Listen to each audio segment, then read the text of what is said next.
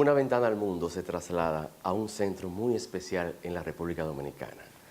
A hablar con un hombre con una trayectoria en el ámbito de la medicina, donde él ha aportado o ha hecho aportes a esta sociedad y al mundo. Hoy, en Una ventana al mundo, el doctor Félix Manuel Francisco Escaño Polanco, mejor conocido como el doctor Escaño. Doctor, bienvenido a Una ventana al mundo. Gracias por la invitación. Me siento muy cómodo en tu programa, muy visto todos los domingos. Gracias por invitarme. Siempre, usted es bienvenido y acostumbramos a la gente de Una ventana al mundo a traer personas importantes, pero con una trayectoria y una historia que contar. Doctor, ¿quién es Escaño? ¿Quién es el doctor Escaño? Bueno, el doctor Escaño nació en la ciudad de Bonao, Monseñor Noel, la Villa de las Hortensias. En ese pueblito comenzamos nuestros primeros estudios, digamos, de la niñez, de hasta el 8º curso, primero de bachillerato. Es decir, que comenzamos todo lo que fue en los estudios primarios en la Escuela Manuel Aybar y seguimos en el secundario con la Escuela Elías Rodríguez.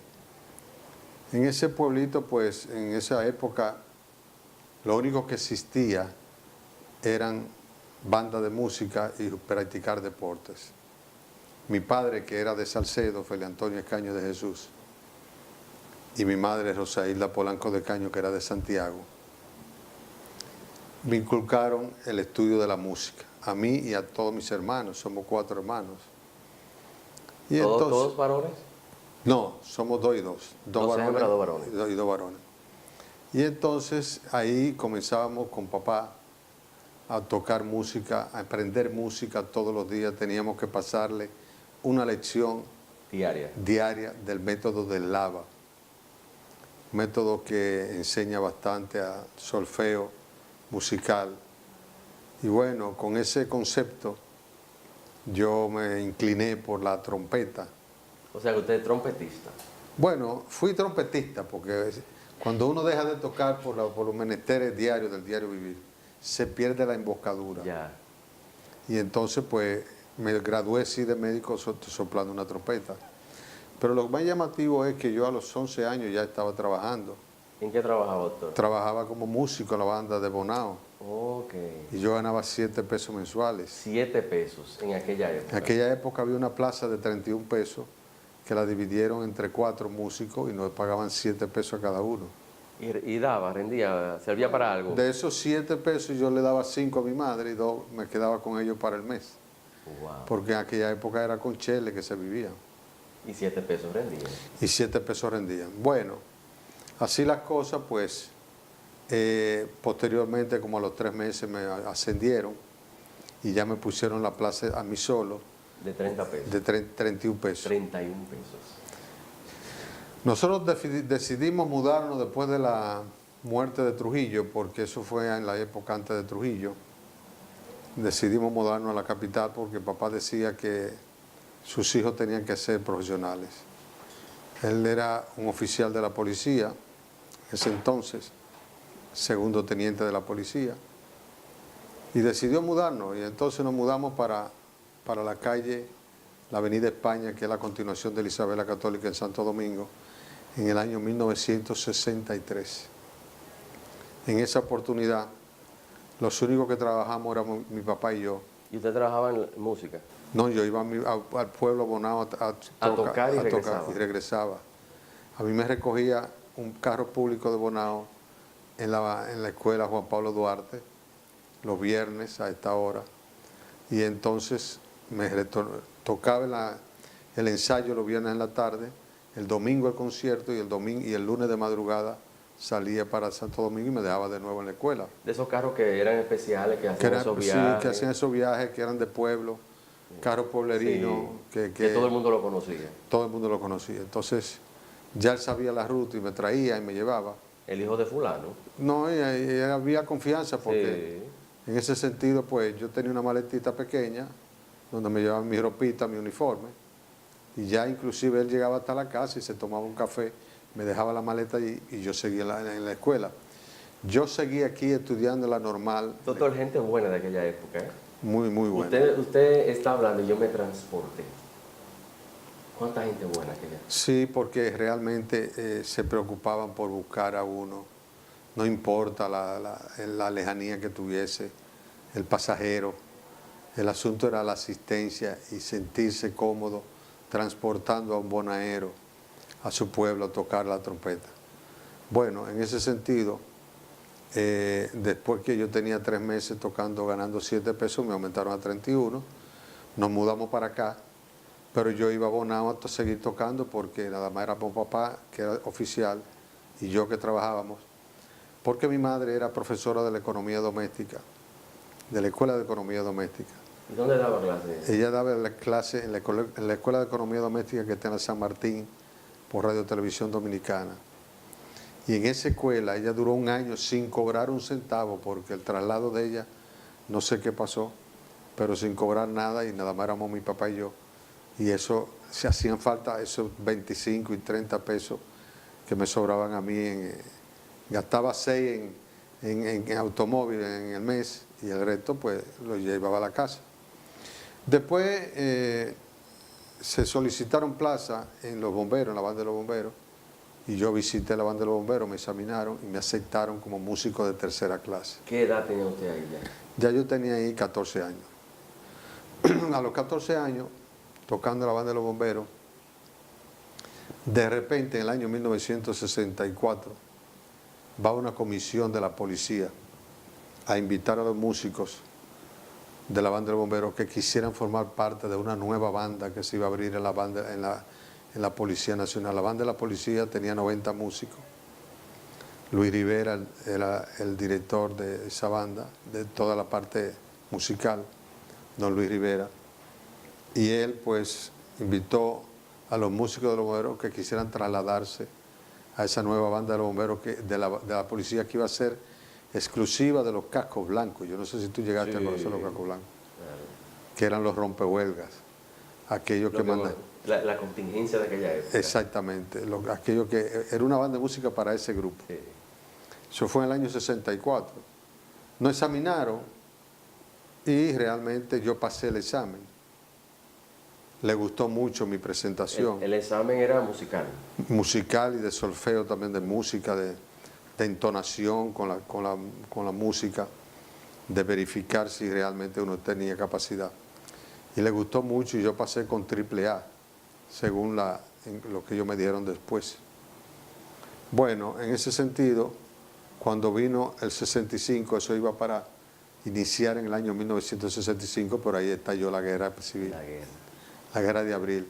En febrero, supuestamente, iba a ser inaugurada esa nueva banda de música en los cascos blancos de la Fortaleza Osama, donde estaban los cascos blancos. Bueno, pues quizás si se hubiera inaugurado yo no estuviera contando mi historia, porque todo el mundo conoce las dificultades que pasaron esos policías en esa época. Y ahí llegó entonces la revolución, y después de la revolución, la banda de música de la policía quedó apenas con 9 músicos, de 99, porque todos se fueron al interior, todo el mundo salió huyendo. Desertaron. Desertaron porque en aquella época, que se parece muy poquito a la de ahora, a los policías los mataban nada más por verlos uniformados, porque había un enfrentamiento entre la izquierda y la policía, un enfrentamiento abierto, para llevarle el revólver, le quitaban el arma, lo mataban. Bueno, el asunto es que en el Parque Olímpico que tenemos hoy, eso era un monte, porque todavía ahí quedaban los restos de lo que fue la autopista del aeropuerto General Andrews. Ahí eso era un monte y amanecían 2 y 3 policías todas las noches muertos. Les quitaban el arma y lo tiraban ahí, y lo incineraban, lo quemaban. Y esa era la lucha eterna que se vivía en esa época. Una disputa. Una disputa política, por supuesto. En ese entonces comenzaron a llamar a la banda de música, comenzaron a reintegrar a los que nos habíamos examinado el año anterior. Para que se reintegraran. Para darnos una nueva posición. Yo recuerdo que en esa oportunidad Yo le dije a papá que papá ya era capitán de la policía. Papá, pero es que los policías lo están matando en la calle, amanece muerto. Nada más por verlo con el uniforme de policía, entonces los músicos no usamos armas. Y están vestidos de militares. Sí, teníamos que vestirnos de policía. Pero realmente fue una situación de economía familiar. Doctor, vamos a continuar con esa historia y me gustaría que usted nos diga, en esa etapa, hasta dónde llegaba la ciudad, porque usted me habló del Estadio Olímpico, que era un terreno baldío. Pero tras la pausa aquí, en Una Ventana al Mundo, continuamos con el doctor Escaño.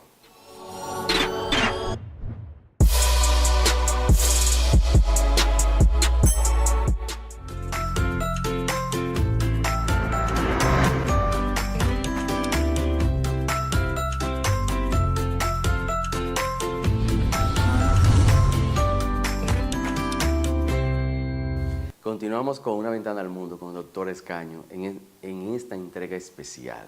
Doctor, antes de la pausa, usted nos comentaba de los muertos que aparecían en el terreno baldío, de lo que quedaba del aeropuerto en ese entonces, donde hoy está el Estadio Olímpico. El Estadio Olímpico, perfecto. ¿Qué continúa? Bueno, no, realmente en esa situación hubo que poner en una bandeja las necesidades económicas que teníamos de las familias recién mudadas, las necesidades que teníamos los hijos, los hermanos, éramos 4 hermanos, mi mamá y mi papá, y entonces me iban a pagar, me ingresaron me ofertaban como músico de primera clase con 188 pesos mensuales. Eso significa que había una escala. Eso había 3 veces el sueldo que yo ganaba en los bomberos, que era de 60 pesos. Sí.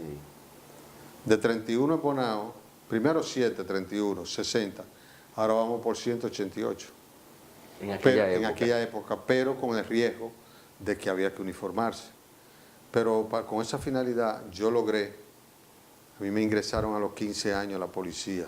Yo tenía 15 años cuando ingresé a la policía en el año 1966, un 6 de enero. En esa oportunidad yo logré que los superiores, o sea, don Luis Rivera, me permitiera uniformarme, ponerme el uniforme en los sanitarios de la maternidad de la Altagracia. Entonces yo iba con mi maletincito, con mi ropa de policía, cruzaba a pie San Carlos, desde la avenida España, todo a pie por la avenida Mella, cruzaba por la México, llegaba al Palacio de la Policía, llegaba a la maternidad, te estoy hablando a las 7 de la mañana, y me uniformaba de policía, y cruzaba la callecita y entonces entraba al Palacio de la Policía. Tocábamos el himno, subíamos la bandera, ensayábamos, y a las 12 del día hacía el mismo proceso. Me metía al baño de la maternidad, me quitaba mi uniforme, entraba en mi bultito, y de ahí me iba para la casa, como un ciudadano cualquiera. No teníamos armas, es decir, que la única arma que teníamos era la trompeta. La trompeta. Y eso lo usábamos dentro del Palacio de la Policía. Sí. Bueno, en eso yo también estaba estudiando, terminando mi bachillerato, que lo pude conquistar el bachillerato en el Liceo Elías Rodríguez, que estaba en la tarde, funcionaba en el Salomé Ureña, pero por la tarde. Ahí en el Salomé Ureña nada más era de mujeres en la mañana, y en la tarde era mixto, y ahí terminé mi bachillerato y me hice bachiller en Ciencias Físicas y Naturales. Después de ahí entonces viene que hay que estudiar, seguir para la universidad. Pero la única universidad que teníamos era la UAS, en conflicto directo con la policía. ¿Y usted era militar? Y yo era policía. Entonces, nada, no tuve que inscribirme en la UAS. ¿Y entonces cómo lo hacía? Bueno, yo lo que hacía era que inclusive podía hacer lo mismo con mi maletincito. Me escondía mi identidad, esa es la realidad, porque había muchos cabezas calientes en la universidad que consideraban que todo el que estudiaba allá y era policía había que arrancarle la cabeza. Y no fueron 1 ni 2 los estudiantes que eran policías que lo sacaron desnudo, desconsiderado, dando latigazos. Yo tuve la oportunidad de tener un grupo, un núcleo de compañeros que me dieron apoyo, en el sentido de que sabían que usted era policía. Que sabían que yo era músico de la policía. Me dieron apoyo, y el apoyo consistía en que si había movilizaciones, si tenía planificadas movilizaciones para el día siguiente, ellos me lo decían el día antes, no venga mañana que hay movilizaciones para que no te complique. Y con ese criterio pude avanzar y lógicamente llegar hasta donde he llegado. Pero por supuesto, para soplar la trompeta, soplando la trompeta en mis primeros años, en mi primer año, yo perdí el primer año de la universidad. ¿Y por qué? Porque en esa época la policía y la universidad, la policía sobre todo y las Fuerzas Armadas querían sensibilizarse o congeniarse con la población. Y lo hacían a través del deporte. Hacían juegos interligas deportivas de béisbol. Y cada vez que iba a jugar el equipo de la policía sacaban un grupo de músicos para tocarle merengue y avivar el ambiente. Entretener el ambiente y ponerlo festivo. Bueno, pues yo por inasistencia perdí alguna materia que llamaban en el colegio universitario 011. 011. Y entonces si no pasaba la 011 no podía dar la 012, que era el segundo semestre. Y por ende no podía entrar a la carrera. Exactamente. Perdí el primer año en eso. Recuerdo que en una de esas tesituras, esas dificultades, tuve que enfrentar a mi madre porque le dije, mami, o yo soy músico de la policía o soy estudiante de medicina, porque yo quiero estudiar medicina. O soy músico, sigo en la banda de música de la policía, o sigo en la universidad. Y ganando bien en aquella época. Y ganando bien porque era un sueldo prácticamente muy importante para mí, tan joven. Y entonces ella me dijo, bueno, usted va a tener que hacer las dos cosas, porque nosotros necesitamos las dos cosas. Que usted se haga médico y que traiga el dinero. Y que traiga el dinero y que se siga soplando su trompeta. Bueno, no hubo manera de soltarme.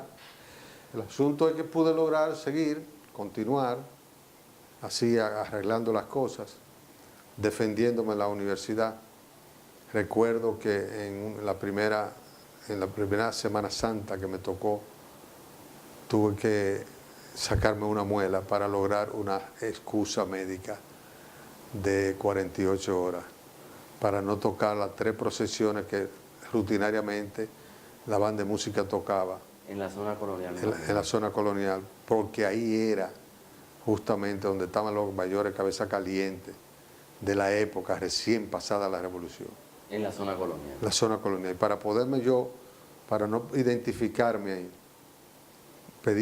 preferí mejor sacarme muela. O sea, que usted se sacó una muela para no ir a tocar. Para no ir a tocar, porque le daban a uno una excusa médica de 48 horas, pues no podía soplar.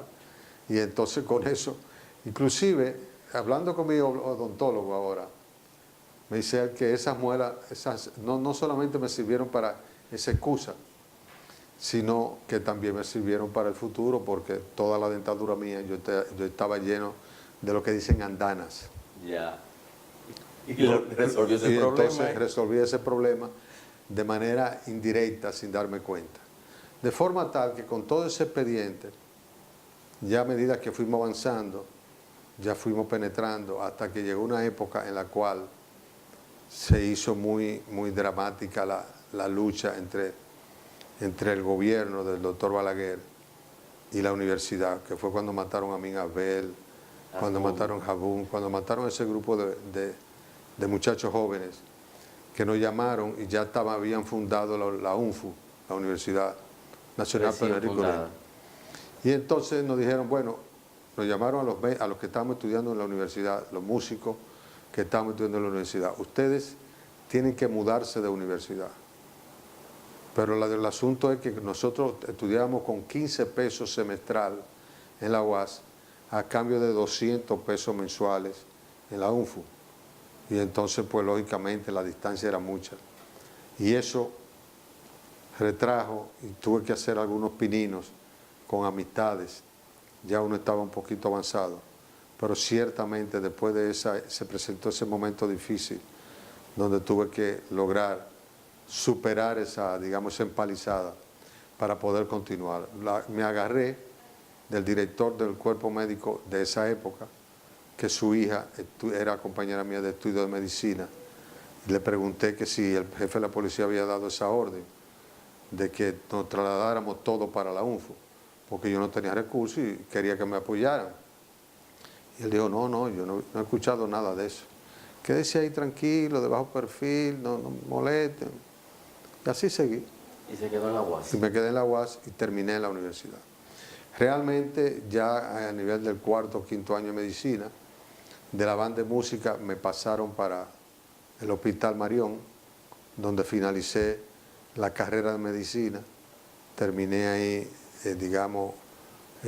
organizando todo lo que era la medicina, ya uno mirando personas, pacientes, enfermos, tocando, poniéndole la mano a los enfermos. Entrenándose realmente. Entrenándome en el hospital, ahí terminé el entrenamiento pregrado para obtener el grado de médico general. Lo logré ya estando en el Marión. Pero eso también fue una lucha porque no me querían soltar de la horqueta de la policía. ¿Y qué sucedió? Pero eso usted me lo va a contestar tras la pausa aquí en Una Ventana al Mundo. Continuamos.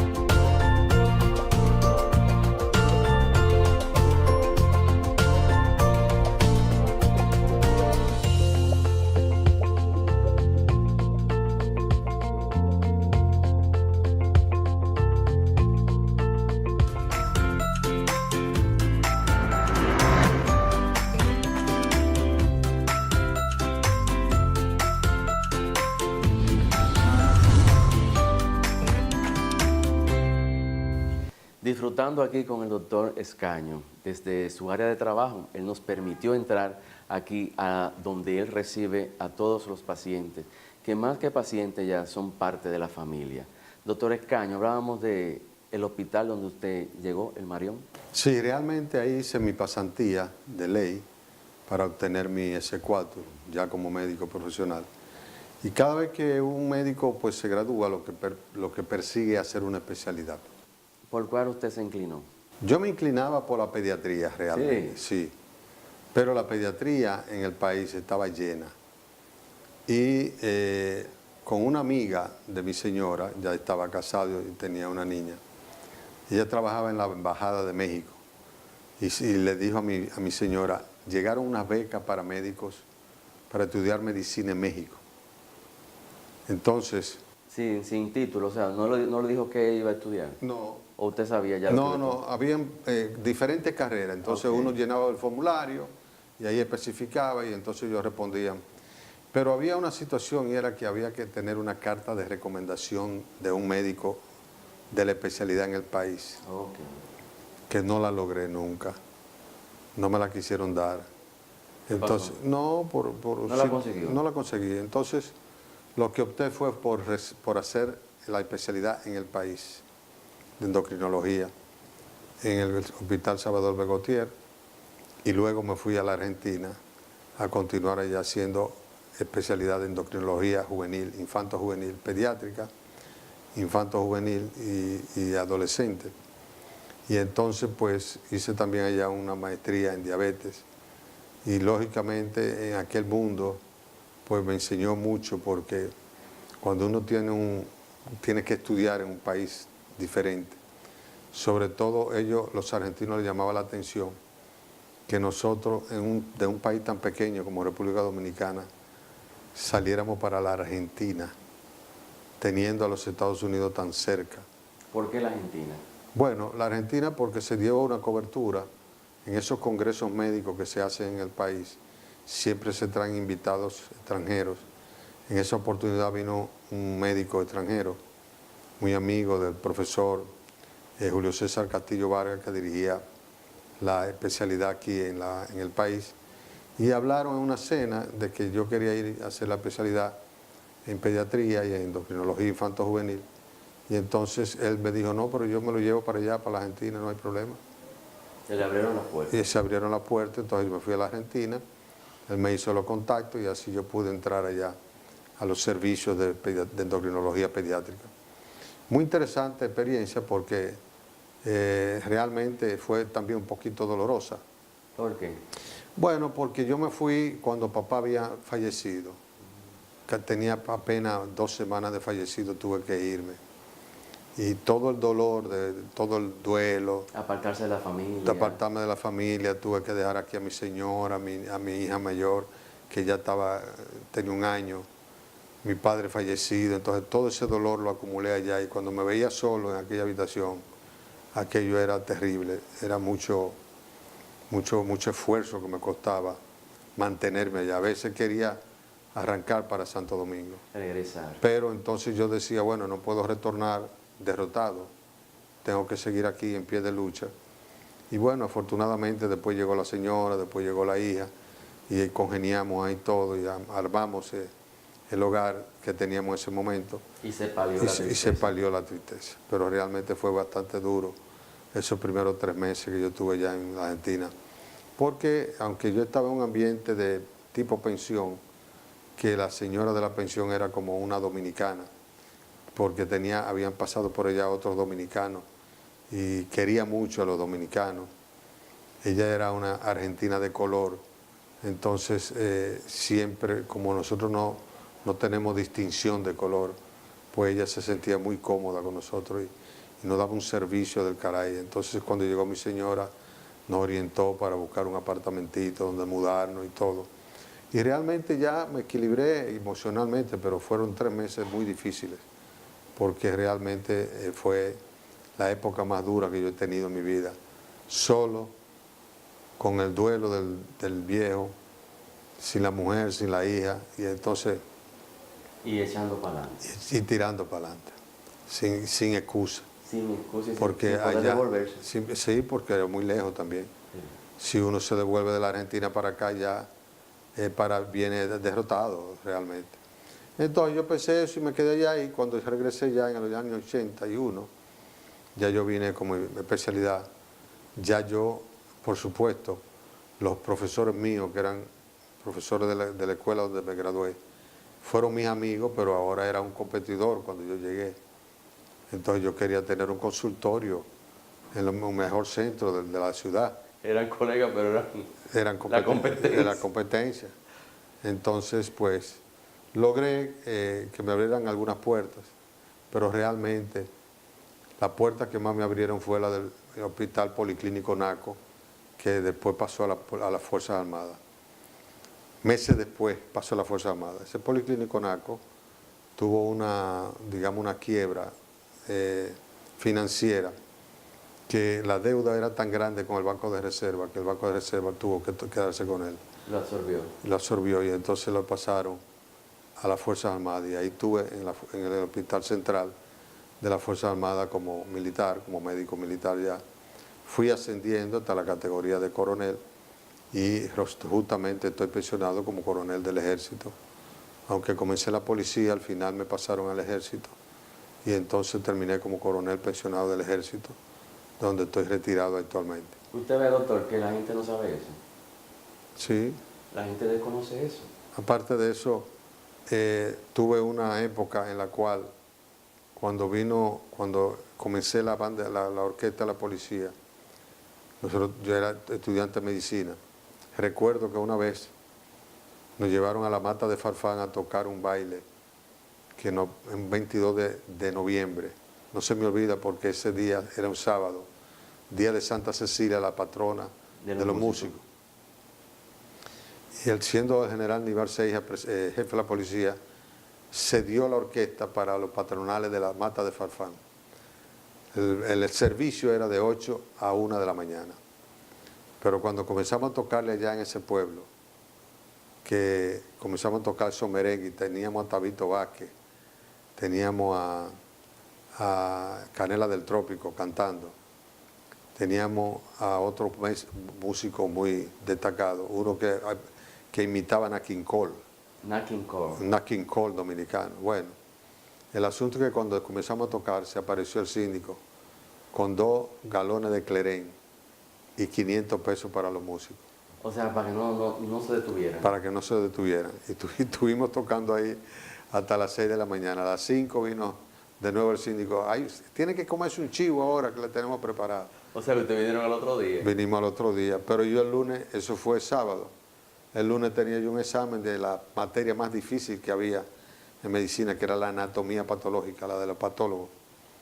Y bueno, yo le dije, escribí un artículo en el periódico, celebrando a Santa Cecilia, adiós la anatomía patológica, porque no pude examinarme, no estudié nada. Llegamos en esa guagua que son de escolares, vieja, que la traen para acá, en una guagua de esa nos fuimos allá a Mata de Farfán. Domingo llegamos aquí a las 11 de la mañana, me monté un carro de una Chocín en la Máximo Gómez que me llevó hasta, yo vivía allá en el Sancho Sama, hasta la Sabana Larga, y de ahí me fui a pie a mi casa y llegué al mediodía.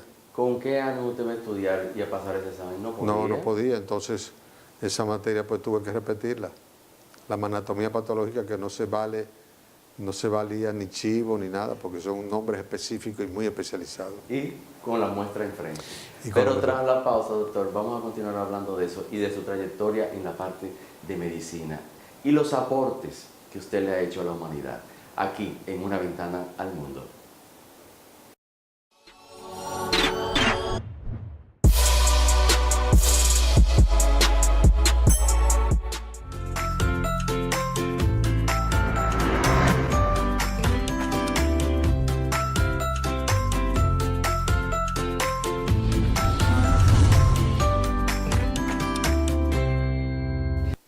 Doctor, a mí me interesa sobremanera que hablemos de los pasos que usted ha tenido en la medicina, en los diferentes lugares, pero también que hagamos hincapié en los aportes que usted le ha hecho a la humanidad, que son muchos, y yo sé de algunos. Bueno, realmente cuando llegué como especialista, comencé a desarrollarme en el Hospital Central de la Fuerza Armada, que está ubicado donde realmente... Comencé en el Marión, pero ya como especialista comencé en el Hospital Central.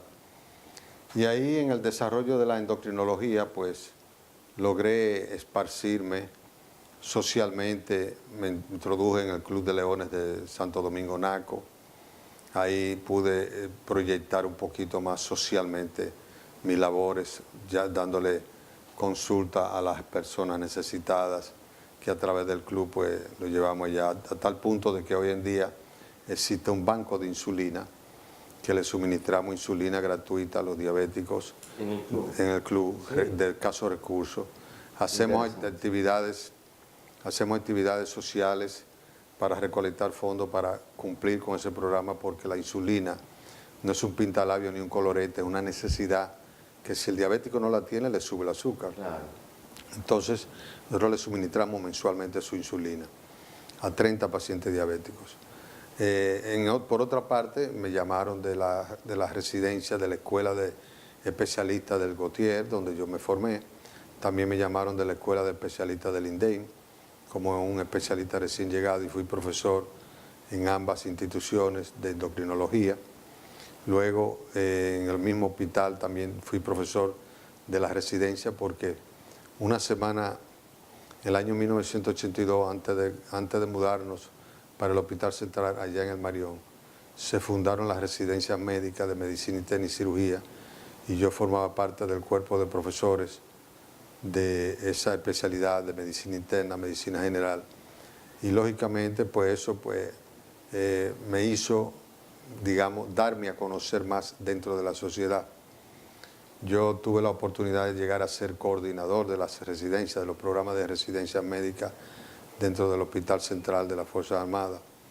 Fui también presidente de la Asociación Médica Militar, Amidocime, una asociación médica que se formó cuando Juan Bosch, en el año 1963, que increíblemente existía y nadie se daba cuenta.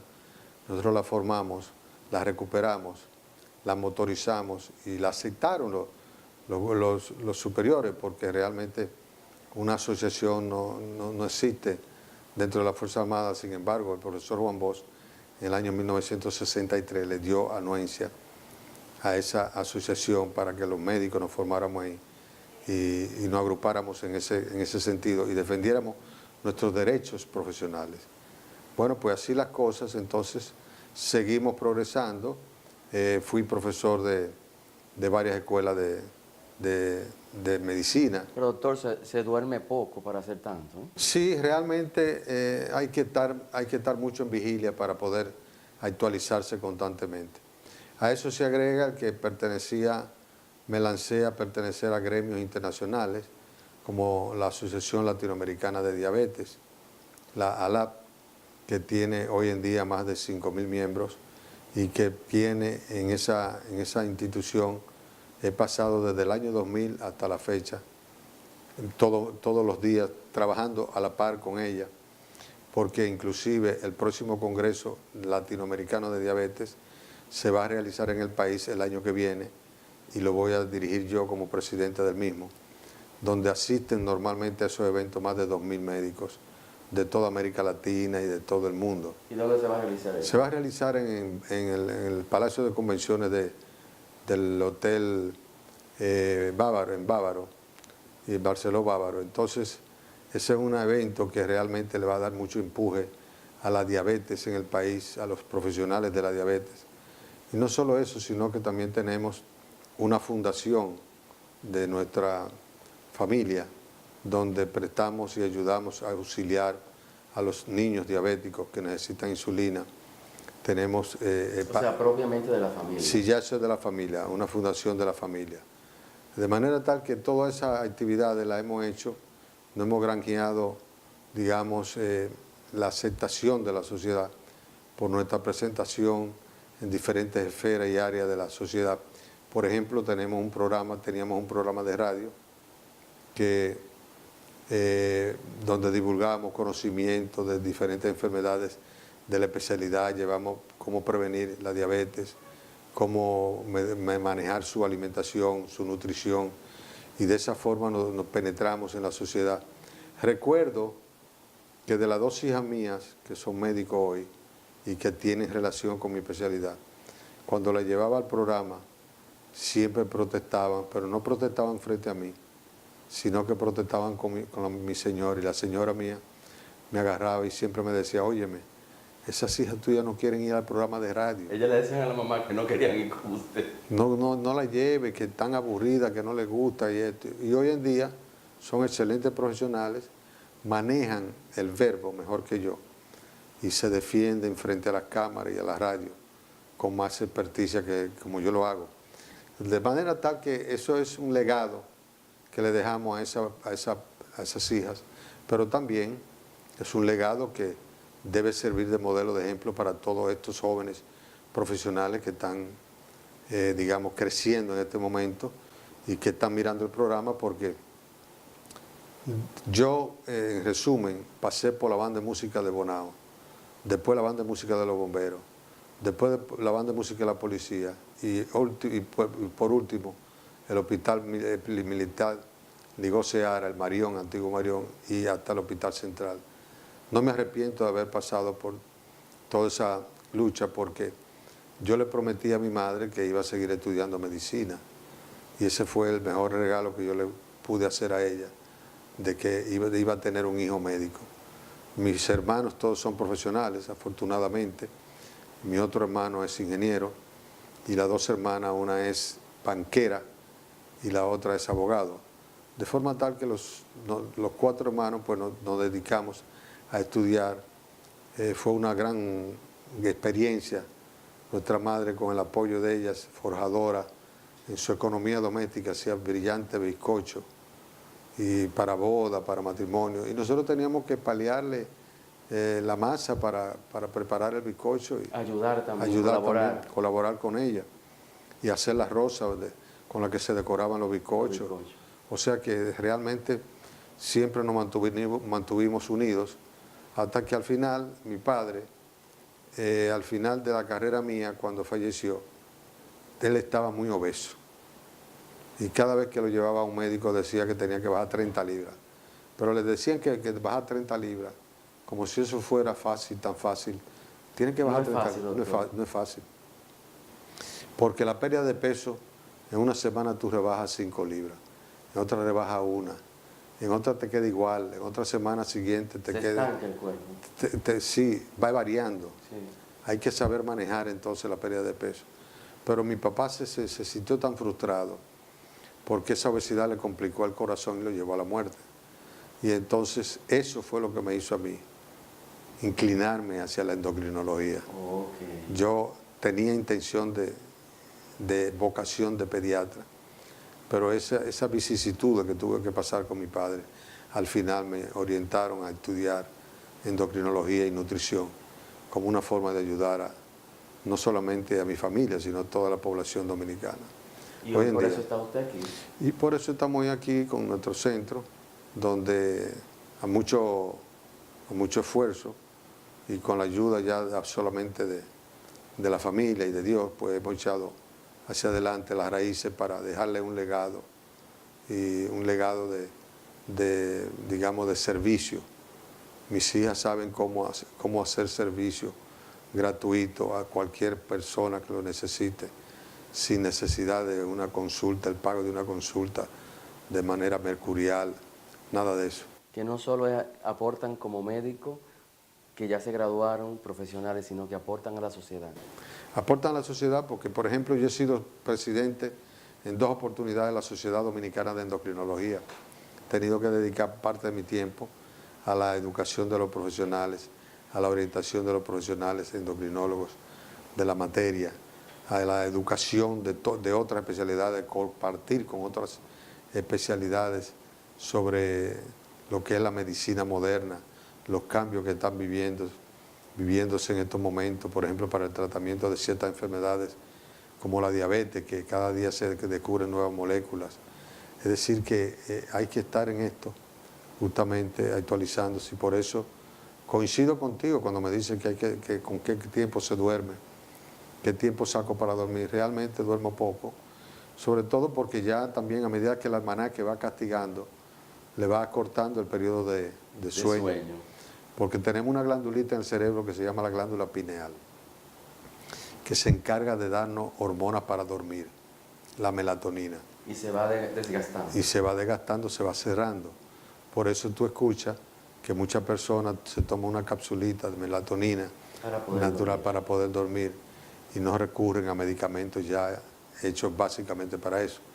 Pero en sentido general me siento conforme porque desde mi niñez, de venir de -0, yo digo que de venir de -0, desde Bonao, a lograr escalar todas estas posiciones donde me encuentro hasta hoy, con una familia que me honra, con 7 nietos, 5 hijas y 3 de ellas llegadas de golpe, que esa tiene una historia aparte. Porque las trillizas, pero eso vamos a hablar tras la pausa, aquí en Una Ventana al Mundo. Le confesé al principio que teníamos que hacer otro programa. Con usted no se puede en un solo programa entregar toda su historia. Tras la pausa, aquí en Una Ventana al Mundo.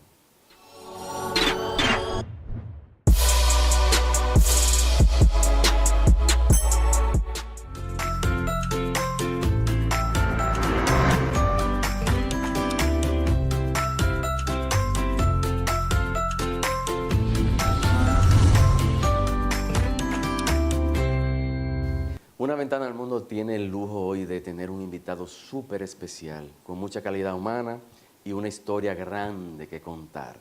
Y dentro de esa historia, doctor, yo quiero que toquemos un punto. Antonio Guzmán, ¿qué sucedió esa noche y cómo se ve usted en esa historia? Mira, yo siempre digo que esto es un privilegio de la historia que tuve en la vida, porque atender a un presidente en esas condiciones, eso no se ve todos los días.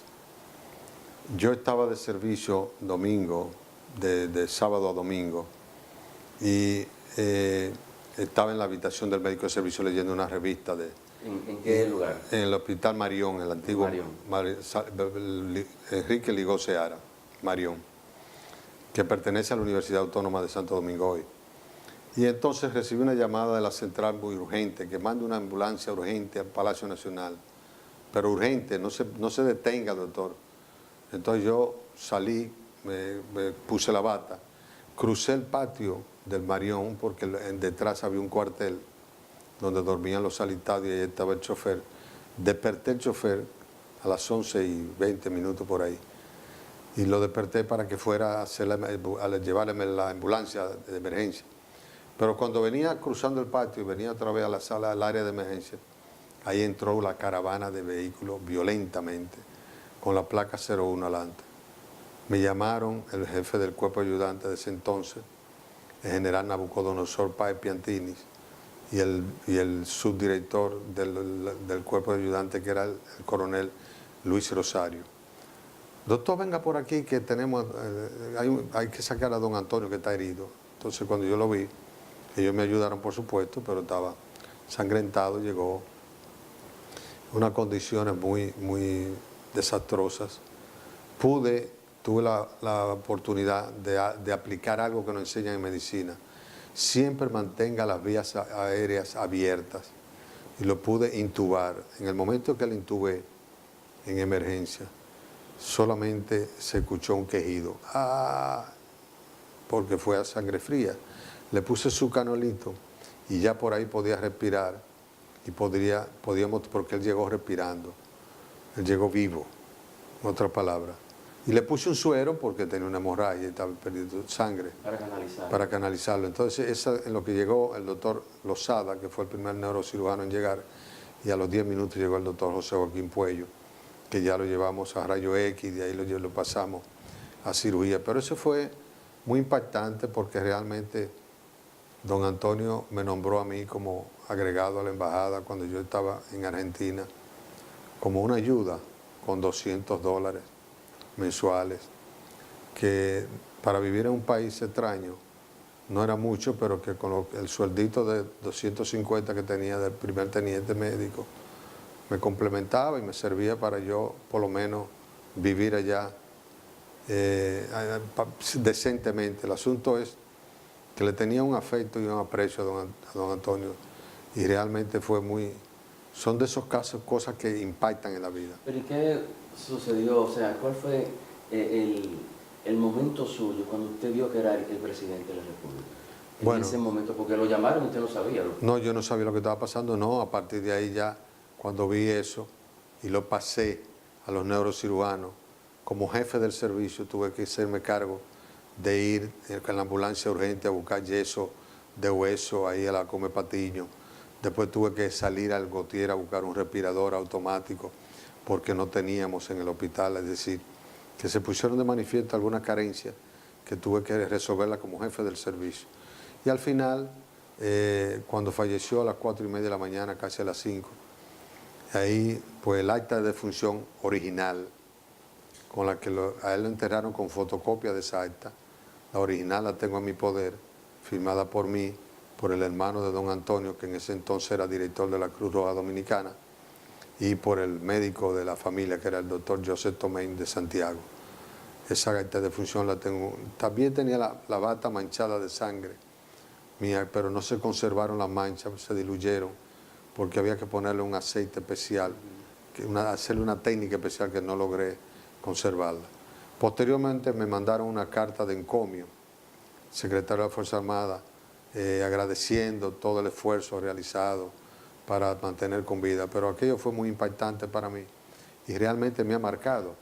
Pero le dedico siempre en este mes de julio un cachito, una parte para rememorar la memoria de don Antonio, porque creo que fue uno de los presidentes que hemos tenido más meritorio, más serio, más responsable en el manejo de lo que es el país.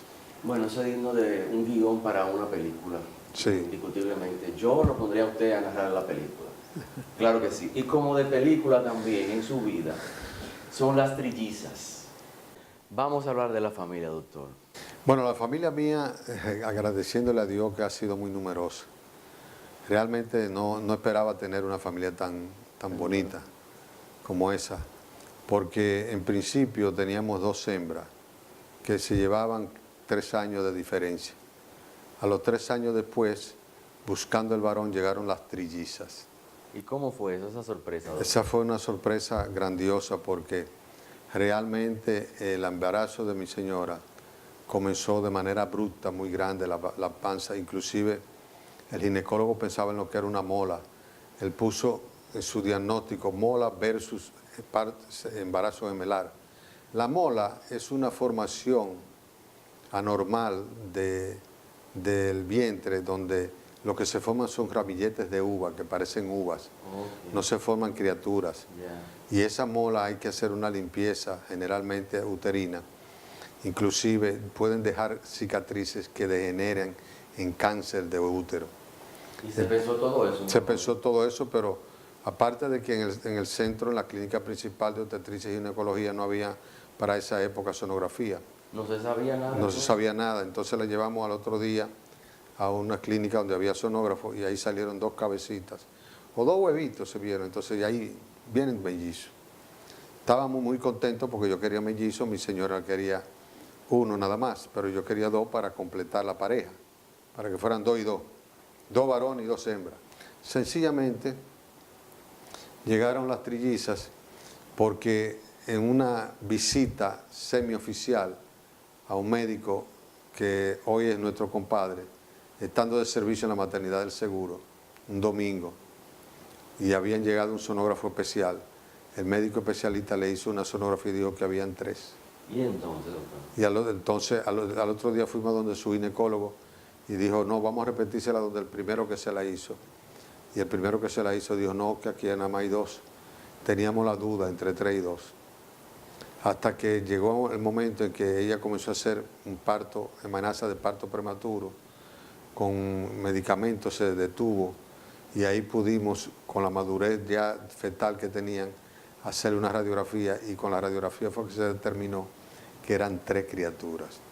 Grata sorpresa. Grata sorpresa. Entonces, con el inconveniente de que cuando yo llegué del hospital, que fui a ver a mi señora que estaba interna con una amenaza de parto prematuro, la encontré llorando en la sala de rayo X. Le digo, ¿por qué?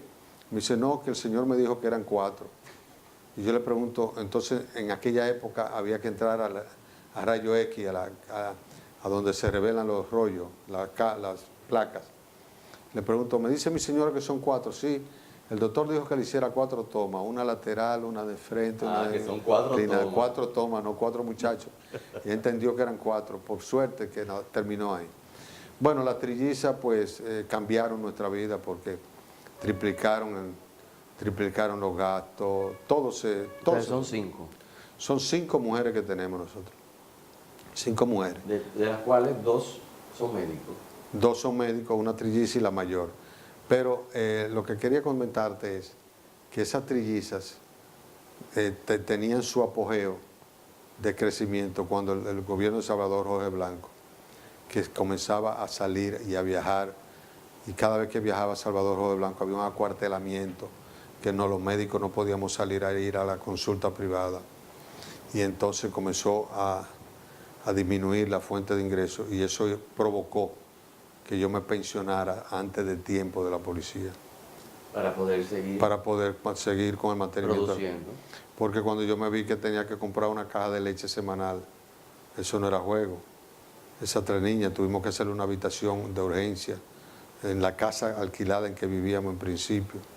Es decir que gracias a Dios todo ha salido bien. Tenemos 5 mujeres, 7 nietos.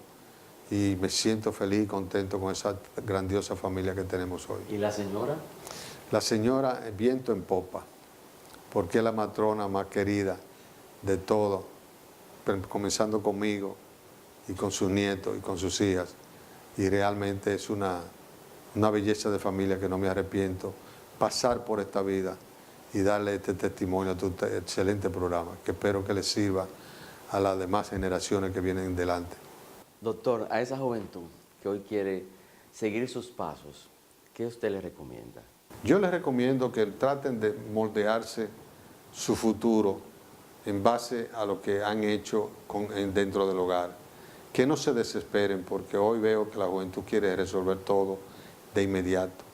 La cibernética, el modernismo lo quieren todo de inmediato y las cosas no se logran así.